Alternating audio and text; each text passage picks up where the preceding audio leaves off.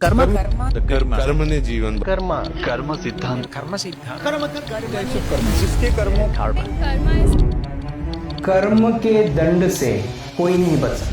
इतना हमेशा याद रखना ही जो कर्म में लिखा है, उस जो भी अपराध किए हो उसका जो दंड होता है उससे कोई भी बच नहीं सकता। वो चाहे इस जन्म का हो या पूर्व जन्मों का हो, कर्म का फल हमेशा ही मिलता है। हाँ, इतना हो सकता है कि आप नाम जप में लगे हो, भगवान की साधना में लगे हो, ईश्वर की आराधना में लगे हो, तो वो कर्म का जो दंड है आपका कुछ कम हो सकता है। कल आप कहीं जाना है, आपकी जान को कोई विपत्ति हो, तो वहां से लेकर थोड़ा बहुत कम हो सकता है, लेकिन पूरी तरह से ये टल जाए ये हो नहीं सकता। इसलिए नाम जप और जितने भी पुण्य दान इत्यादि करते हो उससे इतना हो सकता है कि उस दंड की मात्रा में कुछ कमी हो जाए, और कभी कभी तो काफी कम हो जा सकता है, लेकिन ऐसे नहीं कि पूरी तरीके से जाओ, क्योंकि कितने सारे महानुभाव सतपुरुष जैसे रमण महर्षि और रामकृष्ण परमहंस जैसे बड़े बड़े दिग्गज साधु संतों में भी कर्म का फल जो होता है थोड़ा बहुत उनके पूर्व जन्म में है उसको सहा है। इसलिए ये लिख के रखो कि कर्म का फल उसको भोगना ही है।